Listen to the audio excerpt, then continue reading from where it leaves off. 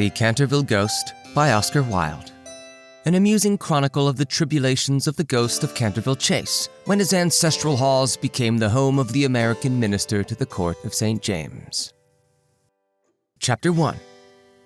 When Mr. Hiram B. Otis, the American minister, bought Canterville Chase, everyone told him he was doing a very foolish thing, as there was no doubt at all that the place was haunted. Indeed, Lord Canterville himself, who was a man of the most punctilious honor, had felt it his duty to mention the fact to Mr. Otis when they came to discuss terms.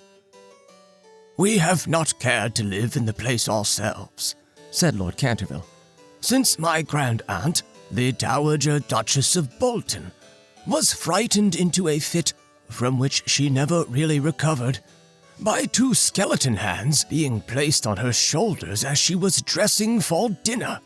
And I feel bound to tell you, Mr. Otis, that the ghost has been seen by several living members of my family, as well as by the rector of the parish, the Reverend Augustus Dampier, who is a fellow of King's College, Cambridge.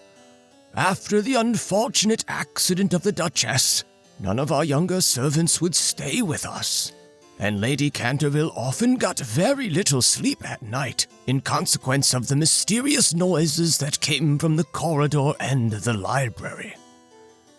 "My lord," answered the minister, "I will take the furniture and the ghost at a valuation. I have come from a modern country where we have everything that money can buy, and with all our spry young fellows painting the old world red, and carrying off your best actors and prima donnas, I reckon that if there were such a thing as a ghost in Europe, we'd have it at home in a very short time, in one of our public museums or on the road as a show." "I fear that the ghost exists," said Lord Canterville, smiling, "though it may have resisted the overtures of your enterprising impresarios. It has been well known for 3 centuries, since 1584 in fact, and always makes its appearance before the death of any member of our family." "Well, so does the family doctor, for that matter, Lord Canterville. But there is no such thing, sir, as a ghost. And I guess the laws of nature are not going to be suspended for the British aristocracy." "You are certainly very natural in America," answered Lord Canterville, who did not quite understand Mr. Otis's last observation. "And if you don't mind a ghost in the house, it is all right. Only you must remember I warned you." A few weeks after this, the purchase was concluded, and at the close of the season the minister and his family went down to Canterville Chase.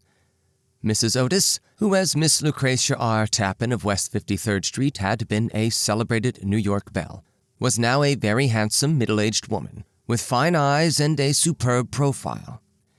Many American ladies, on leaving their native land, adopt an appearance of chronic ill health, under the impression that it is a form of European refinement. But Mrs. Otis had never fallen into this error. She had a magnificent constitution, and a really wonderful amount of animal spirits. Indeed, in many respects she was quite English, and was an excellent example of the fact that we have really everything in common with America nowadays, except, of course, language. Her eldest son, christened Washington by his parents in a moment of patriotism, which he never ceased to regret, was a fair-haired, rather good-looking young man, who had qualified himself for American diplomacy by leading the German at the Newport Casino for 3 successive seasons, and even in London was well known as an excellent dancer. Gardenias and the peerage were his only weaknesses. Otherwise, he was extremely sensible. Miss Virginia E. Otis was a little girl of 15, lithe and lovely as a fawn and with a fine freedom in her large blue eyes.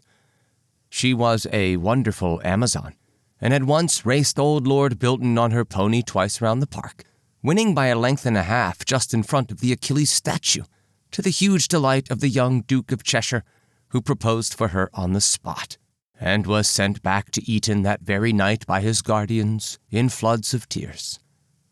After Virginia came the twins, who were usually called the Stars and Stripes, as they were always getting swished. They were delightful boys, and with the exception of the worthy minister, the only true Republicans of the family. As Canterville Chase is 7 miles from Ascot, the nearest railway station, Mr. Otis had telegraphed for a wagonette to meet them, and they started on their drive in high spirits. It was a lovely July evening, and the air was delicate with the scent of the pine woods. Now and then they heard a wood pigeon brooding over its own sweet voice, or saw deep in the rustling fern the burnished beast of the pheasant. Little squirrels peered at them from the beech trees as they went by, and the rabbits scuttered away through the brushwood and over the mossy knolls with their white tails in the air. As they entered the avenue of Canterville Chase, however, the sky became suddenly overcast with clouds. A curious stillness seemed to hold the atmosphere. A great flight of rooks passed silently over their heads, and before they reached their house, some big drops of rain had fallen. Standing on the steps to receive them was an old woman, neatly dressed in black silk with a white cap and apron. This was Mrs. Umney, the housekeeper, whom Mrs. Otis, at Lady Canterville's earnest request, had consented to keep in her former position. She made them each a low curtsy as they alighted, and said in a quaint old-fashioned manner, "I bid you welcome to Canterville Chase." Following her, they passed through the fine Tudor hall into the library, a long, low room paneled in black oak, at the end of which was a large stained-glass window. Here, they found tea laid out for them, and after taking off their wraps, they sat down and began to look round while Mrs. Umney waited on them. Suddenly, Mrs. Otis caught sight of a dull red stain on the floor just by the fireplace, and quite unconscious of what it really signified, said to Mrs. Umney, "I'm afraid something has been spilt there." "Yes, madame," replied the old housekeeper in a low voice. "Blood has been spilt on that spot." "How horrid!" cried Mrs. Otis. "I don't care at all for bloodstains in a sitting-room. It must be removed at once." The old woman smiled and answered in the same low, mysterious voice, "It is the blood of Lady Eleanor de Canterville, who was murdered on that very spot by her own husband, Sir Simon de Canterville, in 1575. Sir Simon survived her 9 years, and disappeared suddenly under very mysterious circumstances. His body has never been discovered, but his guilty spirit still haunts the chase. The blood stain has been much admired by tourists and others, and cannot be removed." "That is all nonsense," cried Washington Otis. "Pinkerton's Champion Stain Remover and Paragon Detergent will clean it up in no time." And before the terrified housekeeper could interfere, he had fallen upon his knees and was rapidly scouring the floor with a small stick of what looked like a black cosmetic. In a few moments, no trace of the bloodstain could be seen. "I knew Pinkerton would do it!" he exclaimed triumphantly as he looked round at his admiring family. But no sooner had he said these words than a terrible flash of lightning lit up the somber room, and a fearful peal of thunder made them all start to their feet, and Mrs. Umney fainted. "What a monstrous climate!" said the American minister calmly as he lit a long cheroot. "I guess the old country is so overpopulated that they have not enough decent weather for everybody. I have always been of opinion that emigration is the only thing for England." "My dear Hiram," cried Mrs. Otis, "what can we do with a woman who faints?" "Charge it to her like breakages," answered the minister. "She won't faint after that." And in a few moments Mrs. Umney certainly came to. There was no doubt, however, that she was extremely upset, and she sternly warned Mr. Otis to beware of some trouble coming to the house. "I have seen things with my own eyes, sir," she said, "that would make any Christian's hair stand on end, and many a night I have not closed my eyes in sleep for the awful things that are done here."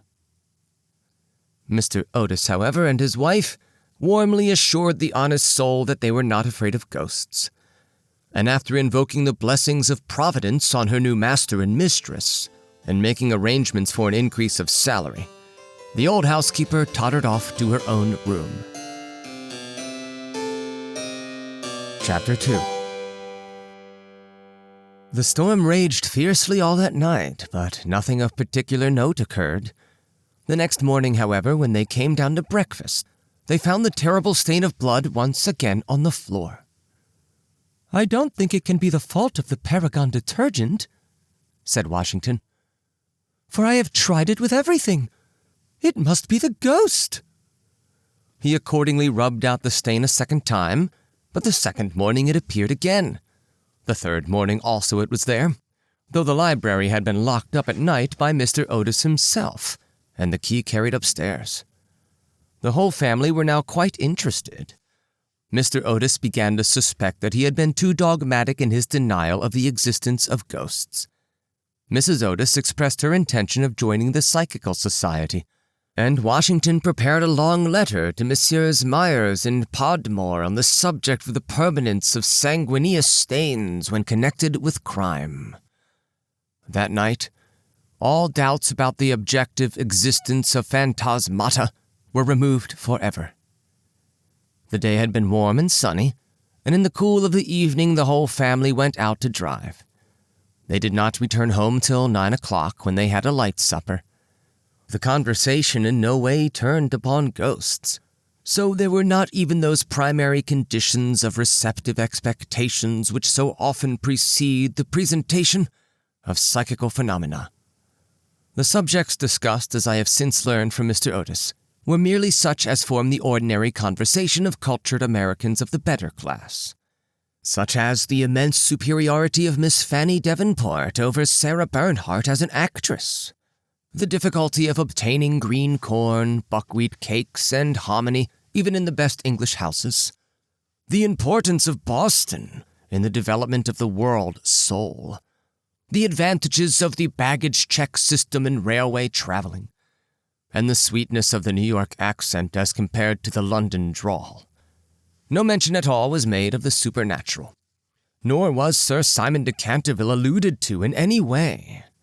And at 11 o'clock the family retired, and by past all the lights were out.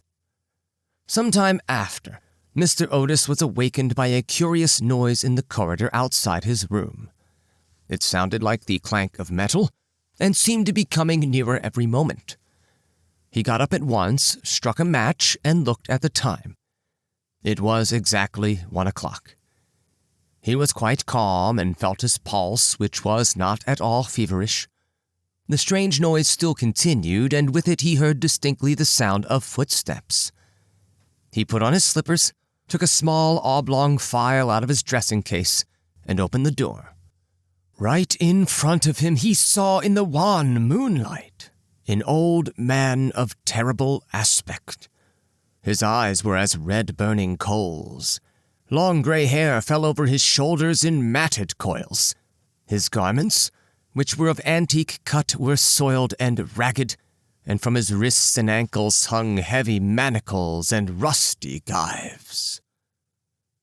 "My dear sir," said Mr. Otis, "I really must insist on your oiling those chains, and have brought you for that purpose a small bottle of the Tammany Rising Sun Lubricator.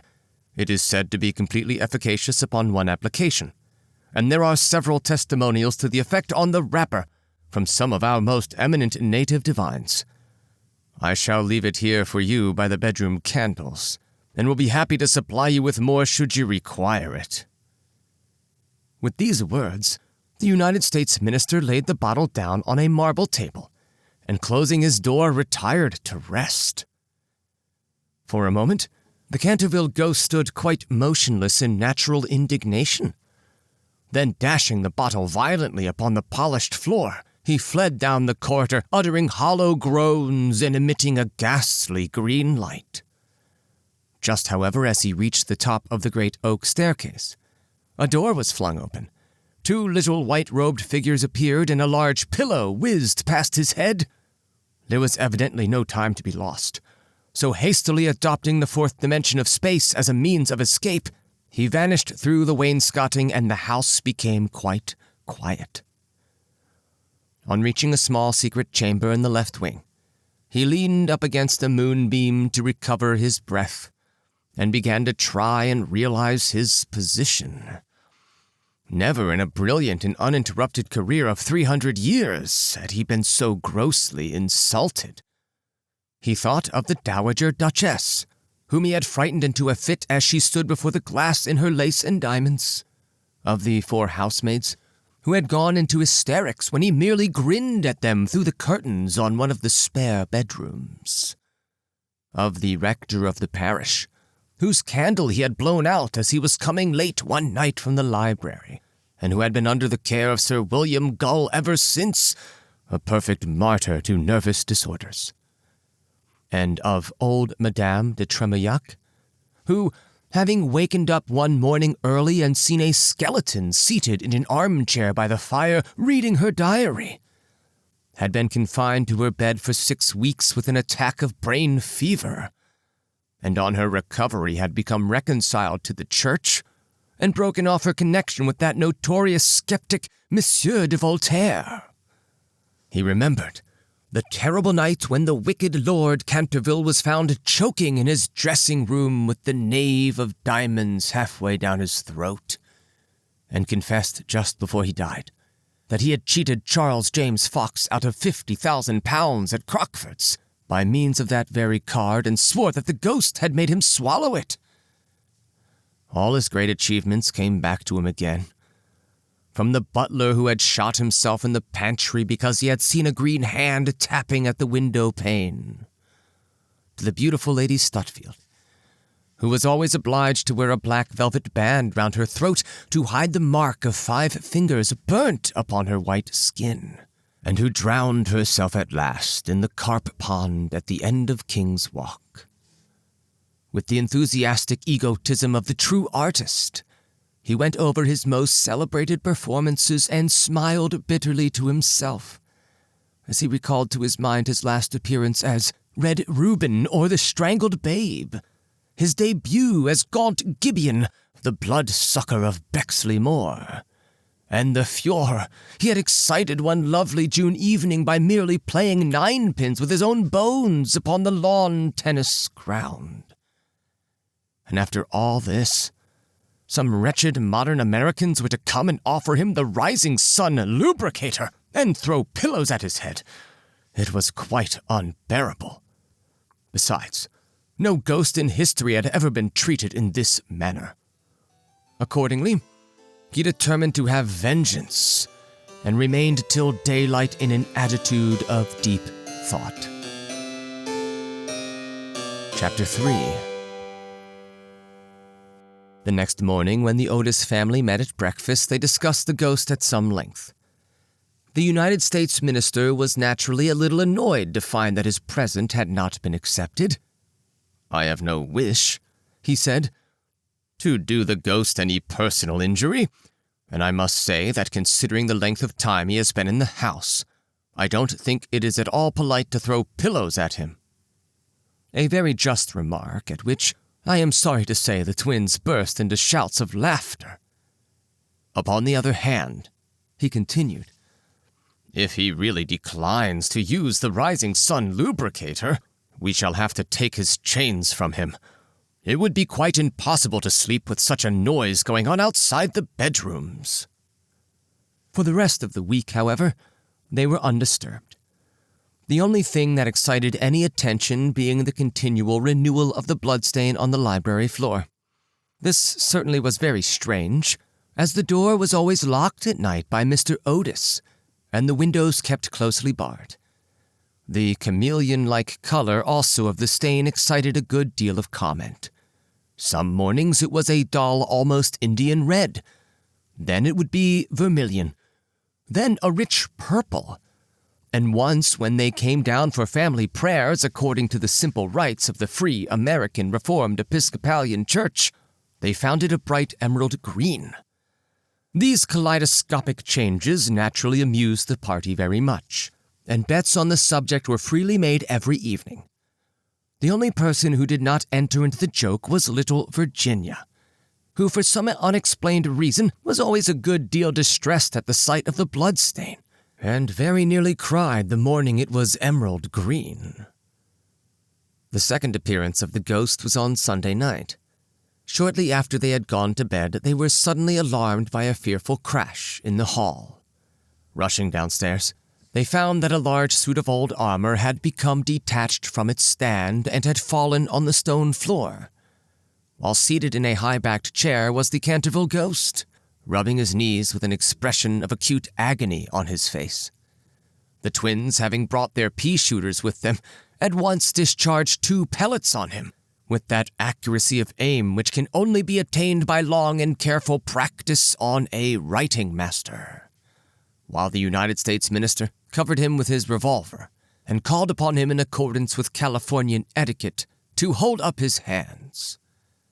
The ghost started up with a wild shriek of rage and swept through them like a mist, extinguishing Washington Otis's candle as he passed, and so leaving them all in total darkness. On reaching the top of the staircase, he recovered himself and determined to give his celebrated peal of demoniac laughter. This he had on more than one occasion found extremely useful. It was said to have turned Lord Raker's wig gray in a single night, and had certainly made 3 of Lady Canterville's French governesses give warning before their month was up. He accordingly laughed his most horrible laugh, till the old vaulted roof rang and rang again. But hardly had the fearful echo died away, when a door opened and Mrs. Otis came out in a light blue dressing gown. "I am afraid you are far from well," she said, "and have brought you a bottle of Dr. Dobell's tincture. If it is indigestion, you will find it a most excellent remedy." The ghost glared at her in fury and began at once to make preparations for turning himself into a large black dog, an accomplishment for which he was justly renowned, and to which the family doctor always attributed the permanent idiocy of Lord Canterville's uncle, the Honorable Thomas Horton. The sound of approaching footsteps, however, made him hesitate in his fell purpose, so he contented himself with becoming faintly phosphorescent, and vanished with a deep churchyard groan just as the twins had come up to him. On reaching his room, he entirely broke down, and became a prey to the most violent agitation. The vulgarity of the twins and the gross materialism of Mrs. Otis were naturally extremely annoying, but what really distressed him most was that he had been unable to wear the suit of mail. He had hoped that even modern Americans would be thrilled by the sight of a specter in armor, if for no more sensible reason, at least out of respect for their natural poet Longfellow, over whose graceful and attractive poetry he himself had whiled away many a weary hour when the Cantervilles were up in town. Besides, it was his own suit. He had worn it with great success at the Kenilworth tournament, and had been highly complimented on it by no less a person than the Virgin Queen herself. Yet when he had put it on, he had been completely overpowered by the weight of the huge breastplate and steel casque, and had fallen heavily on the stone pavement, barking both his knees severely, and bruising the knuckles of his right hand.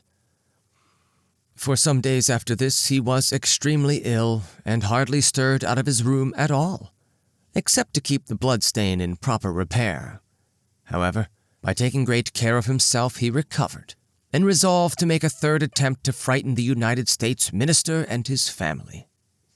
He selected Friday, August 17th for his appearance, and spent most of that day in looking over his wardrobe, ultimately deciding in favor of a large slouched hat with a red feather, a winding sheet frilled at the wrists and neck, and a rusty dagger. Towards evening, a violent storm of rain came on, and the wind was so high that all the windows and doors in the old house shook and rattled. In fact, it was just such weather as he loved. His plan of action was this. He was to make his way quietly to Washington Otis's room, gibber at him from the foot of the bed, and stab himself 3 times in the throat to the sound of low music. He bore Washington a special grudge, being quite aware that it was he who was in the habit of removing the famous Canterville bloodstain by means of the Pinkerton's Paragon detergent. Having reduced the reckless and foolhardy youth to a condition of abject terror, he was then to proceed to the room occupied by the United States minister and his wife, and there to place a clammy hand on Mrs. Otis's forehead, while he hissed into her trembling husband's ear the awful secrets of the Charnel house. With regard to little Virginia, he had not quite made up his mind. She had never insulted him in any way and was pretty and gentle. A few hollow groans from the wardrobe, he thought, would be more than sufficient. Or if that failed to wake her, he might grabble at the counterpane with palsy-twitching fingers. As for the twins, he was quite determined to teach them a lesson. The first thing to be done was, of course, to sit upon their chests so as to produce the stifling sensation of nightmare. Then, as their beds were quite close to each other, to stand between them in the form of a green, icy-cold corpse till they became paralyzed with fear. And finally, to throw off the winding sheet and crawl around the room with white bleached bones and one rolling eyeball, in the character of Dumb Daniel, or the suicide skeleton, a role in which he had on more than one occasion produced a great effect, and which he considered quite equal to his famous part of Martin the Maniac or the Masked Mystery. At 10:30 he heard the family going to bed. For some time he was disturbed by wild shrieks of laughter from the twins, who with the light-hearted gaiety of schoolboys were evidently amusing themselves before they retired to rest. But at 11:15 all was still, and as midnight sounded he sallied forth.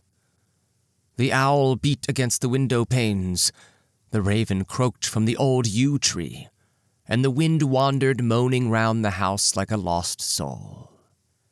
But the Otis family slept unconscious of their doom, and high above the rain and storm he could hear the steady snoring of the minister for the United States. He stepped stealthily out of the wainscoting, with an evil smile on his cruel, wrinkled mouth, and the moon hid her face in a cloud as he stole past the great oriel window, where his own arms and those of his murdered wife were blazoned in azure and gold. On and on he glided, like an evil shadow, the very darkness seeming to loathe him as he passed. Once he thought he heard something call, and stopped. But it was only the baying of a dog from the Red Farm, and he went on, muttering strange 16th-century curses, and ever and anon brandishing the rusty dagger in the midnight air. Finally he reached the corner of the passage that led to luckless Washington's room. For a moment he paused there, the wind blowing his long gray locks about his head, and twisting into grotesque and fantastic folds the nameless horror of the dead man's shroud. Then the clock struck the quarter, and he felt the time was come. He chuckled to himself and turned the corner. But no sooner had he done so than with a piteous wail of terror he fell back and hid his blanched face in his long, bony hands. Right in front of him was standing a horrible spectre, motionless as a carven image and monstrous as a madman's dream. Its head was bald and burnished, its face round and fat and white, and hideous laughter seemed to have writhed its features into an eternal grin. From the eyes streamed rays of scarlet light, the mouth was a wide well of fire, and a hideous garment like to his own swathed with its silent snows the Titan form. On its breast was a placard with strange writing and antique characters. Some scroll of shame, it seemed, some record of wild sins, some awful calendar of crime. And with its right hand it bore aloft a falchion of gleaming steel. Never having seen a ghost before, he naturally was terribly frightened. and after a second hasty glance at the awful phantom, he fled back to his room, tripping up in his long winding sheet as he sped down the corridor, and finally dropping the rusty dagger into the minister's jackboots, where it was found in the morning by the butler. Once in the privacy of his own apartment, he flung himself down on a small pallet bed and hid his face under the clothes.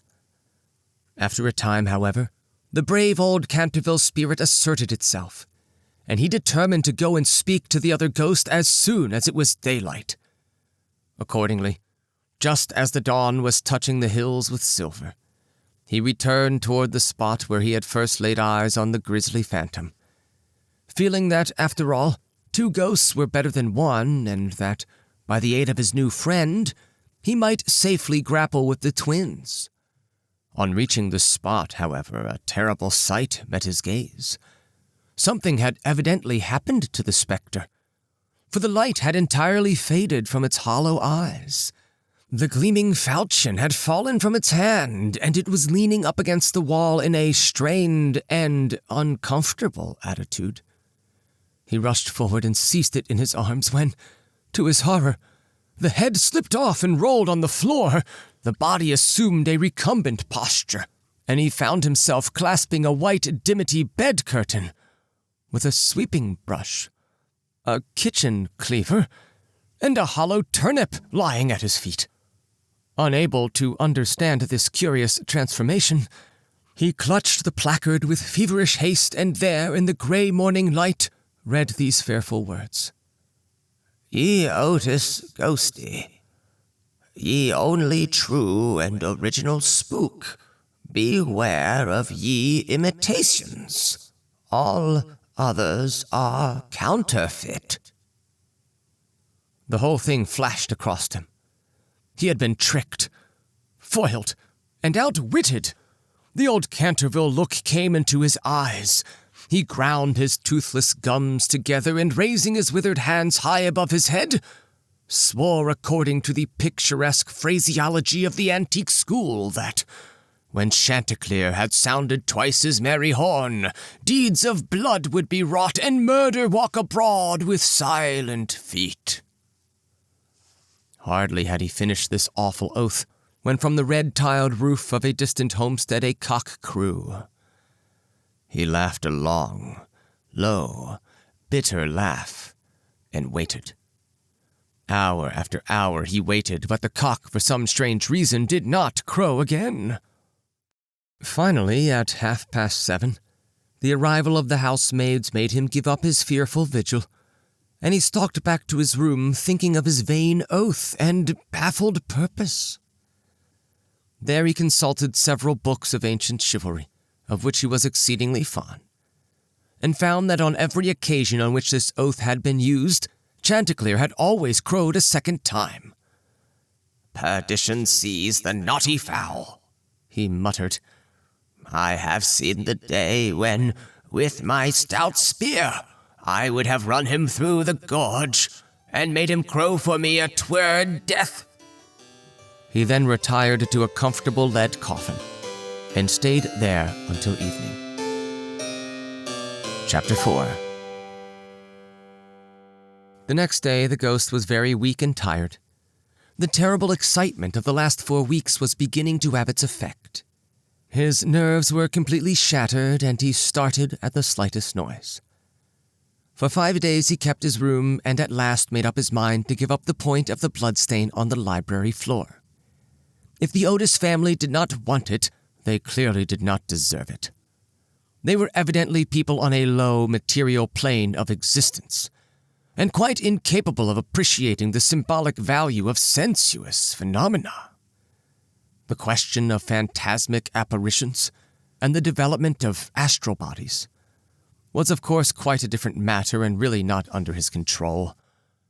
It was his solemn duty to appear in the corridor once a week, and to gibber from the large oriel window on the first and third Wednesdays in every month, and he did not see how he could honorably escape from his obligations. It was quite true that his life had been very evil, but upon the other hand, he was most conscientious in all things connected with the supernatural. For the next 3 Saturdays, accordingly, he traversed the corridor as usual between midnight and 3 o'clock, taking every precaution possible against being either heard or seen. He removed his boots, trod as lightly as possible on the old worm-eaten boards, wore a large black velvet cloak, and was careful to use the Rising Sun lubricator for oiling his chains. I am bound to acknowledge that it was with a good deal of difficulty that he brought himself to adopt this last mode of protection. However, one night, while the family were at dinner, he slipped into Mr. Otis's bedroom and carried off the bottle. He felt a little humiliated at first, but afterwards was sensible enough to see that there was a great deal to be said for the invention, and to a certain degree it served his purpose. Still, in spite of everything, he was not left unmolested. Strings were continually being stretched across the corridor over which he tripped in the dark, and on one occasion, while dressed for the part of Black Isaac or the huntsman of Hogley Woods, he met with a severe fall through treading on a butter slide, which the twins had constructed from the entrance of the tapestry chamber to the top of the oak staircase. This last insult so enraged him that he resolved to make one final effort to assert his dignity and social position, and determined to visit the insolent young Etonians the next night in his celebrated character of Reckless Rupert or the Headless Earl. He had not appeared in this disguise for more than 70 years. In fact, not since he had so frightened pretty Lady Barbara Modish by means of it, that she suddenly broke off her engagement with the present Lord Canterville's grandfather, and ran away to Gretna Green with handsome Jack Castleton, declaring that nothing in the world would induce her to marry into a family that allowed such a horrible phantom to walk up and down the terrace at twilight. Poor Jack was afterwards shot in a duel by Lord Canterville on Wadsworth Common, and Lady Barbara died of a broken heart at Tunbridge Wells before the years was out. So, in every way, it had been a great success. It was, however, an extremely difficult make-up, if I may use such a theatrical expression in connection with one of the greatest mysteries of the supernatural, or, to employ a more scientific term, the higher natural world, and it took him fully 3 hours to make his preparations. At last, everything was ready, and he was very pleased with his appearance. The big leather riding boots that went with the dress were just a little too large for him, and he could only find one of the 2 horse pistols, but on the whole, he was quite satisfied, and at 1:15 he glided out of the wainscoting and crept down the corridor. On reaching the room occupied by the twins, which I should mention was called the Blue Bedchamber on account of the color of its hangings, he found the door just ajar. Wishing to make an effective entrance, he flung it wide open, when a heavy jug of water fell right down on him, wetting him to the skin and just missing his left shoulder by a couple of inches. At the same moment he heard stifled shrieks of laughter proceeding from the 4-post bed. The shock to his nervous system was so great that he fled back to his room as hard as he could go, and the next day he was laid up with a severe cold. The only thing that at all consoled him in the whole affair was the fact that he had not brought his head with him, for had he done so, the consequences might have been very serious. He now gave up all hope of ever frightening this rude American family, and contented himself as a rule with creeping about the passages in list slippers, with a thick red muffler round his throat for fear of draughts, and a small arquebus in case he should be attacked by the twins. The final blow he received occurred on the 19th of September. He had gone downstairs to the great entrance hall, feeling sure that there at any rate he would be quite unmolested, and was amusing himself by making satirical remarks on the large Saroni photographs of the United States minister and his wife, which had now taken the place of the Canterville family pictures. He was simply but neatly clad in a long shroud spotted with churchyard mold, had tied up his jaw with a strip of yellow linen, and carried a small lantern and a sexton's spade. In fact, he was dressed for the character of Jonas the Graveless, or the Corpse-Snatcher of Chertsey Barn, one of his most remarkable impersonations, and one which the Cantervilles had every reason to remember, as it was the real origin of their quarrel with their neighbor, Lord Rufford. It was about 2:15 in the morning, and as far as he could ascertain, no one was stirring. As he was strolling toward the library, however, to see if there were any traces left of the bloodstain, suddenly there leapt out on him from a dark corner 2 figures, who waved their arms wildly above their heads and shrieked out, "Boo!" in his ear. Seized with a panic, which under the circumstances was only natural, he rushed for the staircase, but found Washington Otis waiting for him there with the big garden syringe, and being thus hemmed in by his enemies on every side and driven almost to bay, he vanished into the great iron stove, which fortunately for him was not lit, and had to make his way home through the flues and chimneys, arriving at his own room in a terrible state of dirt, disorder, and despair. After this, he was not seen again on any nocturnal expedition. The twins lay in wait for him on several occasions, and strewed the passages with nutshells every night to the great annoyance of their parents and the servants. But it was of no avail. It was quite evident that his feelings were so wounded that he would not appear. Mr. Otis consequently resumed his great work on the history of the Democratic Party, on which he had been engaged for some years. Mrs. Otis organized a wonderful clam bake, which amazed the whole county.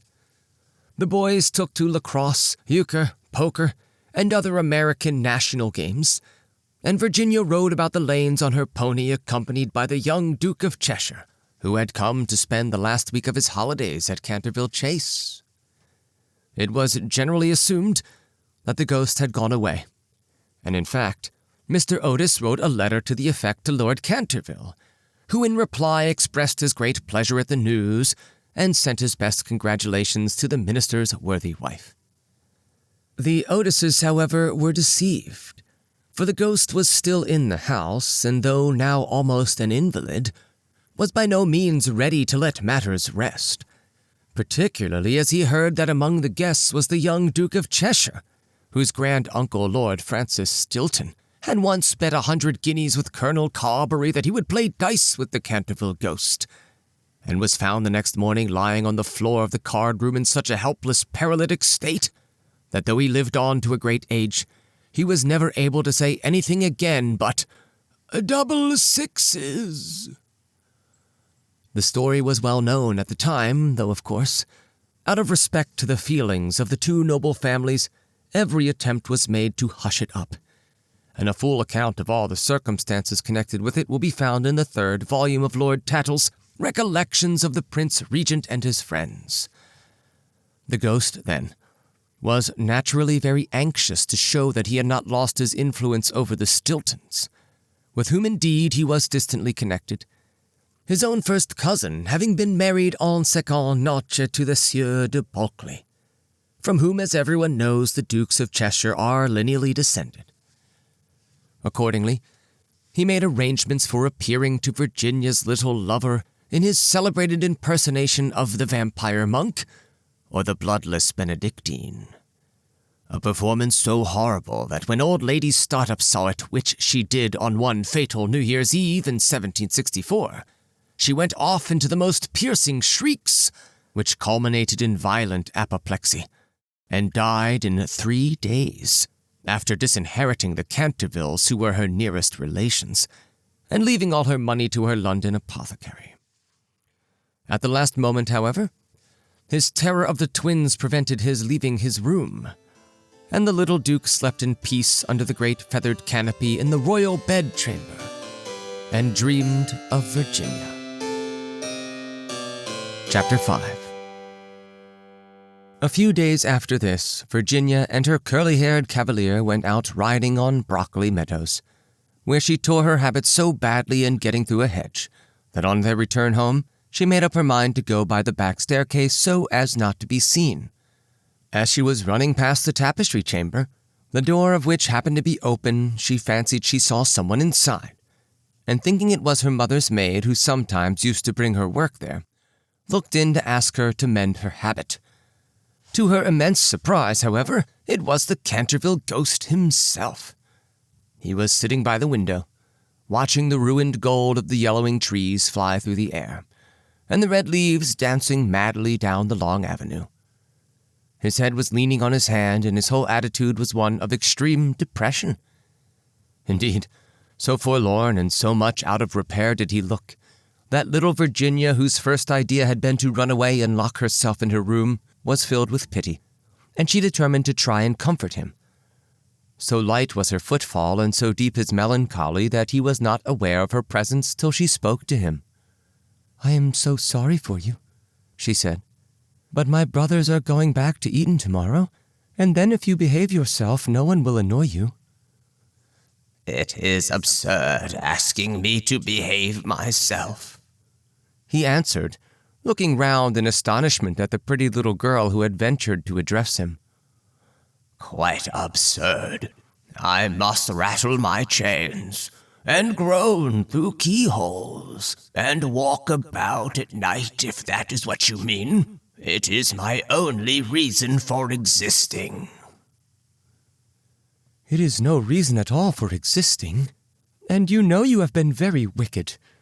Mrs. Umney told us the first day we arrived here that you killed your wife." "Well, I quite admit it," said the ghost petulantly. "But it was purely family matter, and concerned no one else." "It is very wrong to kill anyone," said Virginia, who at times had a sweet Puritan gravity caught from some old New England ancestor. "Oh, I hate the cheap severity of abstract ethics. My wife was very plain, never had my ruffs properly starched, and knew nothing about cookery. Why, there was a buck I had shot in Hogley Woods, a magnificent bricket, and do you know how she had it sent to table? However, it is no matter now, for it is all over. I don't think it was very nice of her brothers to starve me to death, though I did kill her." "Starve you to death? Oh, Mr. Ghost. I mean, Sir Simon. Are you hungry? I have a sandwich in my case. Would you like it?" "No, thank you. I never eat anything now, but it is very kind of you all the same, and you are much nicer than the rest of your horrid, rude, vulgar, dishonest family." "Stop!" cried Virginia, stamping her foot. "It is you who are rude and horrid and vulgar.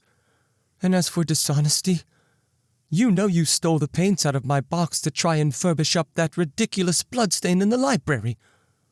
First you took all my reds, including the vermilion, and I couldn't do any more sunsets. Then you took the emerald green and the chrome yellow, and finally I had nothing left but indigo and Chinese white and could only do moonlight scenes, which are always depressing to look at, and not at all easy to paint. I never told on you, though I was very much annoyed, and it was most ridiculous, the whole thing, for who ever heard of an emerald green bloodstain?" "Well, really," said the ghost rather meekly, "what was I to do? It is a very difficult thing to get real blood nowadays. And as your brother began it all with his paragon detergent, I certainly saw no reason why I should not have your paints.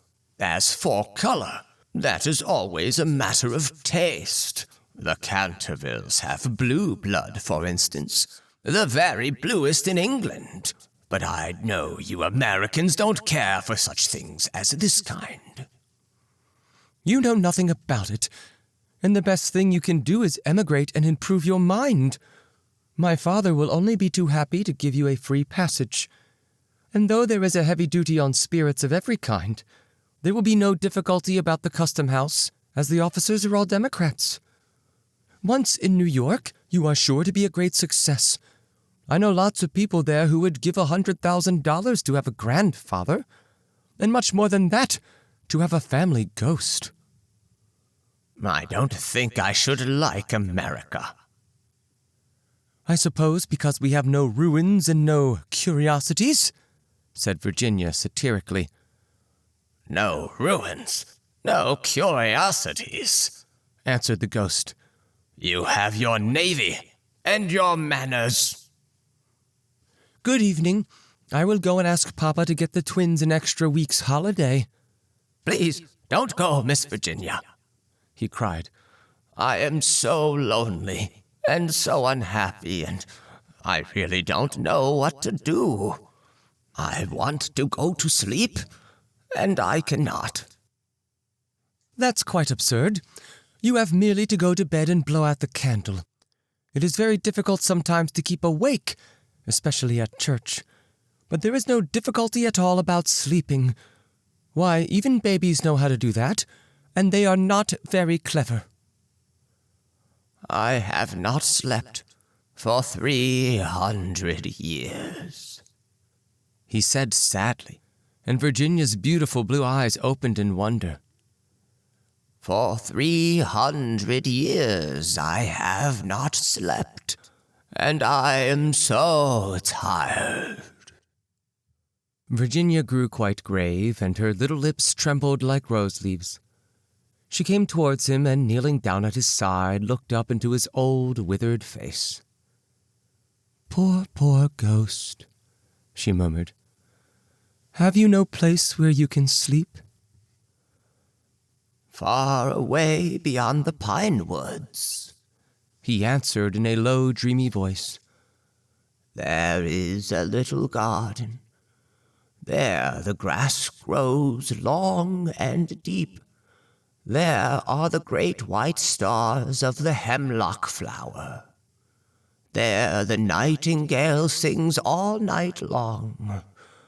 All night long he sings, and the cold crystal moon looks down, and the yew tree spreads out its giant arms over the sleepers." Virginia's eyes grew dim with tears, and she hid her face in her hands. "You mean the Garden of Death?" she whispered. "Yes, death. Death must be so beautiful, to lie in the soft brown earth with the grasses waving above one's head and listen to the silence. To have no yesterday and no tomorrow. To forget time, to forget life. To be at peace. You can help me. You can open for me the portals of death's house, for love is always with you, and love is stronger than death is." Virginia trembled. A cold shudder ran through her, and for a few moments there was silence. She felt as if she was in a terrible dream. Then the ghost spoke again, and his voice sounded like the sighing of the wind. "Have you ever read the old prophecy on the library window?" "Oh, often," cried the little girl, looking up. "I know it quite well. It is painted in curious black letters and is difficult to read. There are only 6 lines. When a golden girl can win prayer from out the lips of sin. When the barren almond bears, and a little child gives away its tears. Then shall all the house be still, and peace come to Canterville. But I don't know what they mean." "They mean," he said sadly, "that you must weep with me for my sins, because I have no tears, and pray with me for my soul, because I have no faith. And then, if you have always been sweet and good and gentle, the angel of death will have mercy on me. You will see fearful shapes in the darkness, and wicked voices will whisper in your ear. But they will not harm you, for against the purity of a little child the powers of hell cannot prevail." Virginia made no answer, and the ghost wrung his hands in wild despair as he looked down at her bowed golden head. Suddenly she stood up very pale, and with a strange light in her eyes. "I am not afraid," she said firmly, "and I will ask the angel to have mercy on you." He rose from his seat with a faint cry of joy, and taking her hand, bent over it with old-fashioned grace and kissed it. His fingers were as cold as ice, and his lips burned like fire. But Virginia did not falter as he led her across the dusky room. On the faded green tapestry were broidered little huntsmen. They blew their tasseled horns and with their tiny hands waved to her to go back. "Go back, little Virginia," they cried. "Go back!" But the ghost clutched her hand more tightly, and she shut her eyes against them. Horrible animals with lizard tails and goggle eyes blinked at her from the carven chimney-piece and murmured, "Beware, little Virginia! Beware, we may never see you again!" But the ghost glided on more swiftly, and Virginia did not listen. When they reached the end of the room, he stopped and muttered some words she could not understand. She opened her eyes and saw the wall slowly fading away like a mist, and a great black cavern in front of her. A bitter cold wind swept round them, and she felt something pulling at her dress. "Quick, quick!" cried the ghost, "or it will be too late." And in a moment the wainscoting had closed behind them, and the tapestry chamber was empty. Chapter 6. About 10 minutes later the bell rang for tea, and as Virginia did not come down, Mrs. Otis sent up one of the footmen to tell her. After a little time he returned and said that he could not find Miss Virginia anywhere. And as she was in the habit of going out to the garden every evening to get flowers for the dinner table, Mrs. Otis was not at all alarmed at first. But when 6 o'clock struck, and Virginia did not appear, she became really agitated and sent the boys out to look for her, while she herself and Mr. Otis searched every room in the house. At 6:30, the boys came back and said that they could find no trace of their sister anywhere. They were all now in the greatest state of excitement and did not know what to do, when Mr. Otis suddenly remembered that some few days before, he had given a band of gypsies permission to camp in the park. He accordingly at once set off for Blackfell Hollow, where he knew they were, accompanied by his eldest son and 2 of the farm servants. The little Duke of Cheshire, who was perfectly frantic with anxiety, begged hard to be allowed to go too, but Mr. Otis would not allow him, as he was afraid there might be a scuffle. On arriving at the spot, however, he found that the gypsies had gone, and it was evident that their departure had been rather sudden, as the fire was still burning, and some plates were lying on the grass. Having sent off Washington and the 2 men to scour the district, he ran home, and dispatched telegrams to all the police inspectors in the county, telling them to look out for a little girl who had been kidnapped by tramps or gypsies. He then ordered his horse to be brought round, and, after insisting on his wife and the 3 boys sitting down to dinner, rode off down the Ascot Road with a groom. He had hardly, however, gone a couple of miles, when he heard somebody galloping after him and, looking round, saw the little Duke coming up on his pony, with his face very flushed and no hat. "I'm awfully sorry, Mr. Otis," gasped out the boy, "but I can't eat any dinner as long as Virginia is lost. Please don't be angry with me. If you had let us be engaged last year, there would never have been all this trouble. You won't send me back, will you? I can't go. I won't go." The minister could not help smiling at the handsome young scapegrace, and was a good deal touched at his devotion to Virginia.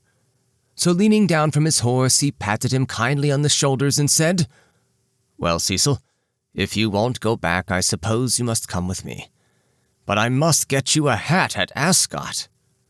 "Oh, bother my hat! I want Virginia!" cried the Duke, laughing, and they galloped on to the railway station. There Mr. Otis inquired of the station master if anyone answering to the description of Virginia had been seen on the platform, but could get no news of her. The station master, however, wired up and down the line and assured him that a strict watch would be kept for her, and after having bought a hat for the little Duke from a linen draper who was just putting up his shutters, Mr. Otis rode off to Bexley, a village about 4 miles away, which he was told was a well-known haunt of the gypsies, as there was a large common next to it. Here they roused up the rural policeman, but could get no information from him, and after riding all over the common, they turned their horses' heads homewards. They reached the chase about 11 o'clock, dead tired, and almost heartbroken. They found Washington and the twins waiting for them at the gatehouse with lanterns, as the avenue was very dark. Not the slightest trace of Virginia had been discovered. The gypsies had been caught on broccoli meadows, but she was not with them, and they had explained their sudden departure by saying that they'd had mistaken the date of Chorton Fair, and had gone off in a hurry for fear they should be late. Indeed, they had been quite distressed at hearing of Virginia's disappearance, as they were very grateful to Mr. Otis for having allowed them to camp in his park, and 4 of their number had stayed behind to help in the search. The carp pond had been dragged, and the whole chase thoroughly gone over, but without any result. It was evident that, for the night at any rate, Virginia was lost to them, and it was in a state of the deepest depression that Mr. Otis and the boys walked up to the house, the groom following behind with the 2 horses and the pony. In the hall they found a group of frightened servants, and lying on a sofa in the library was poor Mrs. Otis, almost out of her mind with terror and anxiety, and having her forehead bathed with eau de cologne by the old housekeeper. Mr. Otis at once insisted on her having something to eat, and ordered up supper for the whole party. It was a melancholy meal, as hardly anyone spoke, and even the twins were awestruck and subdued, as they were very fond of their sister. When they had finished, Mr. Otis, in spite of the entreaties of the little Duke, ordered them all to bed, saying that nothing more could be done that night, and that he would telegraph in the morning to Scotland Yard for some detectives to be sent down immediately. Just as they were passing out of the dining room, midnight began to boom from the clock tower, and when the last stroke sounded they heard a crash and a sudden shrill cry. A dreadful peal of thunder shook the house. A strain of unearthly music floated through the air. A panel at the top of the staircase flew back with a loud noise, and out on the landing, looking very pale and white, with a little casket in her hand, stepped Virginia. In a moment, they had all rushed up to her. Mr. Otis clasped her passionately in her arms, and the Duke smothered her with violent kisses, and the twins executed a wild war dance round the group. "Good heavens, child, where have you been?" said Mr. Otis rather angrily, thinking that she had been playing some foolish trick on them. "Cecil and I have been riding all over the country looking for you, and your mother has been frightened to death. You must never play these practical jokes any more." "Except on the ghost! Except on the ghost!" shrieked the twins as they capered about. "My own darling, thank God you have found. You must never leave my sight again," murmured Mrs. Otis, as she kissed the trembling child and smoothed the tangled gold of her hair. "Papa," said Virginia quietly, "I have been with the ghost. He is dead, and you must come and see him. He had been very wicked, but he was really sorry for all that he had done, and he gave me this box of beautiful jewels before he died." The whole family gazed at her in mute amazement, but she was quite grave and serious, and turning round she led them through the opening in the wainscoting down a narrow secret corridor, Washington following with a lighted candle which he had caught up from the table. Finally, they came to a great oak door studded with rusty nails. When Virginia touched it, it swung back on its heavy hinges, and they found themselves in a little low room with a vaulted ceiling and one tiny grated window. Embedded in the wall was a huge iron ring, and chained to it was a gaunt skeleton that was stretched out at full length on the stone floor, and seemed to be trying to grasp with its long, fleshless fingers an old-fashioned trencher and ewer that were placed just out of its reach. The jug had evidently been once filled with water, as it was covered inside with green mold. There was nothing on the trencher but a pile of dust.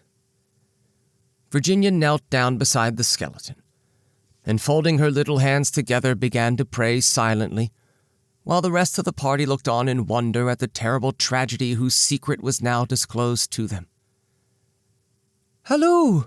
suddenly exclaimed one of the twins who had been looking out of the window to try and discover in what wing of the house the room was situated. "Halloo! The old wither almond tree has blossomed. I can see the flowers quite plainly in the moonlight." "God has forgiven him," said Virginia gravely as she rose to her feet, and a beautiful light seemed to illumine her face.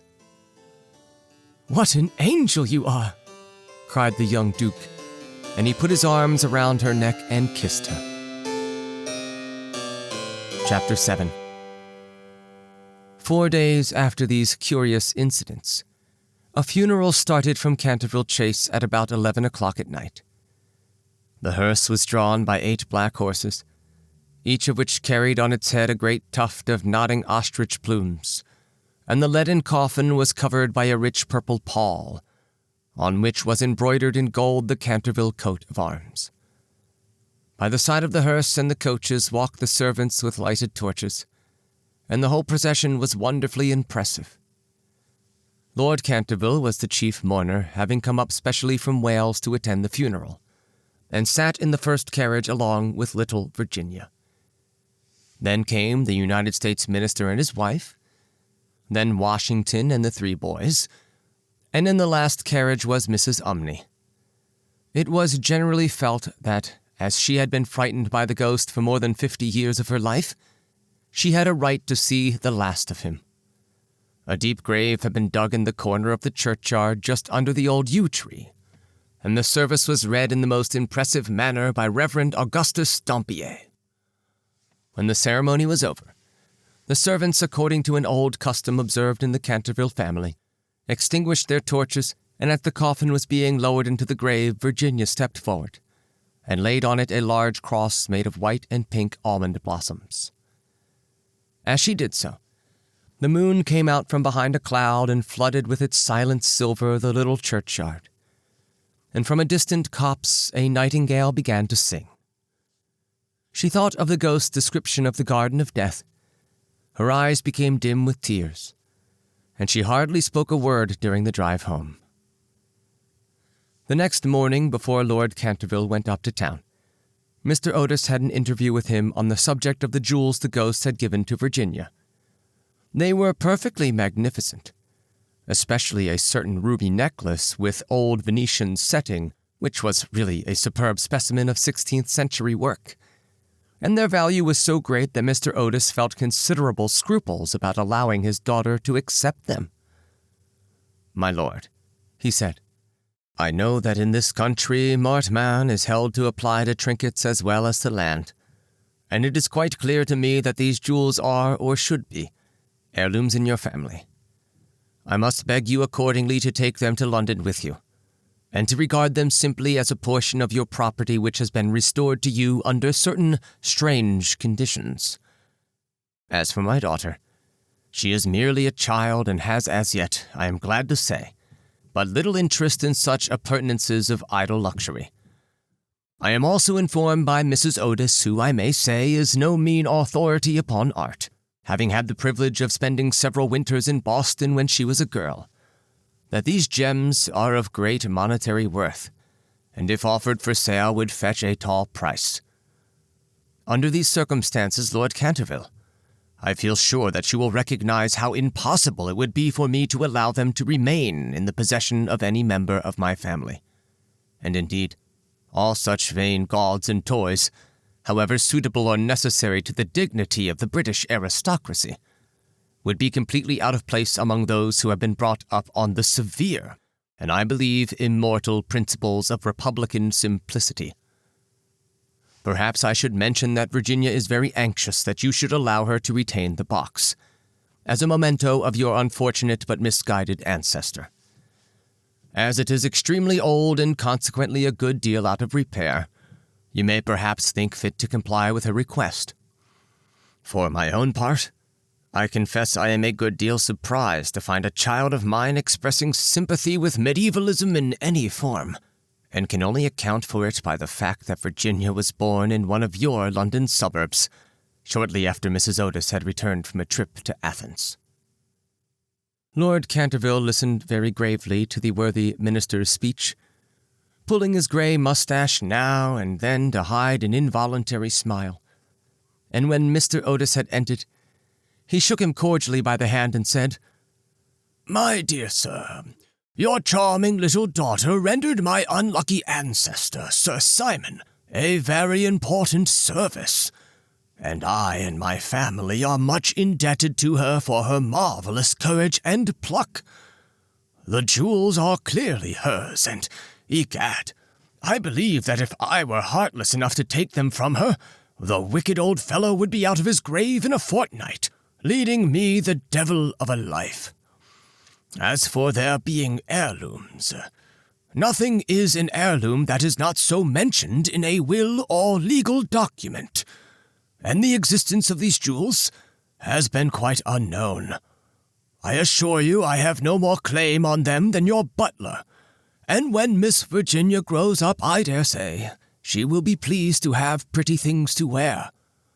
Besides, you forget, Mr. Otis, that you took the furniture and the ghost at evaluation, and anything that belonged to the ghost passed at once into your possession, as whatever activity Sir Simon may have shown in the corridor at night, in point of law he was really dead, and you acquired his property by purchase." Mr. Otis was a good deal distressed at Lord Canterville's refusal, and begged him to reconsider his decision. But the good-natured peer was quite firm, and finally induced the minister to allow his daughter to retain the present the ghost had given her. And when, in the spring of 1890, the young Duchess of Cheshire was presented at the Queen's first drawing-room on the occasion of her marriage, her jewels were the universal theme of admiration. For Virginia received the coronet, which is the reward of all good little American girls, and was married to her boy-lover as soon as he came of age. They were both so charming, and they loved each other so much, that everyone was delighted at the match except the old Marchioness of Dumbleton, who had tried to catch the Duke for one of her 7 unmarried daughters, and had given no less than 3 expensive dinner parties for that purpose. And strange to say, Mr. Otis himself. Mr. Otis was extremely fond of the young Duke personally, but theoretically he objected to titles, and to use his own words, quote, "was not without apprehension lest, amid the enervating influences of a pleasure-loving aristocracy, the true principles of republican simplicity should be forgotten." End quote. His objections, however, were completely overruled, and I believe that when he walked up the aisle of St. George's, Hanover Square, with his daughter leaning on his arm, there was not a prouder man in the whole length and breadth of England. The Duke and Duchess, after the honeymoon was over, went down to Canterville Chase, and on the day after their arrival, they walked over in the afternoon to the lonely churchyard by the pine woods.